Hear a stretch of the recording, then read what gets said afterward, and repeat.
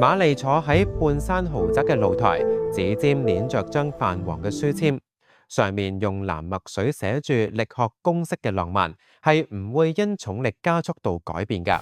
風吹過維港嘅海面，佢忽然想起3年前喺香港大學圖書館嘅下晝，嗰陣瑪麗剛轉到物理系，抱住堆厚重嘅參考書撞到人，書散落一地嘅時候，一隻沾住薄餅醬油印嘅手先執起咗最底本核聚變原理。同學，你都中意呢類天馬行空嘅嘢？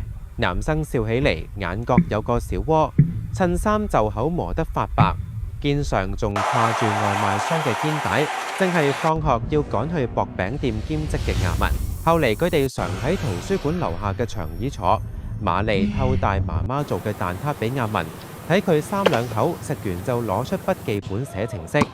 亞文會騎住單車帶瑪麗去西環海旁，指住天邊嘅雷暴雲話將來要用核聚變做能源。有次瑪麗嘅司機開着賓利來接，亞文睇住車燈遠去。嗰個夜晚，佢喺書籤上寫低咗嗰句説話，夾進咗瑪麗借佢嘅書裏邊。大小姐，李公子到咗，老爺叫你落樓。用人嘅聲音拉回瑪麗嘅思緒，佢把書籤塞進口袋，睇見客廳入邊，父親正同一個西裝革履嘅男人談笑，對方手裏邊拎住名牌禮盒，係父親口中家底厚實，喺中環有3層樓嘅李公子。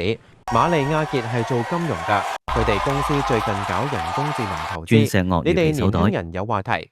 法國買翻嚟嘅手信。父親拍住李公子嘅肩，眼神卻瞟向瑪麗的口袋，最早知道佢藏住乜嘢。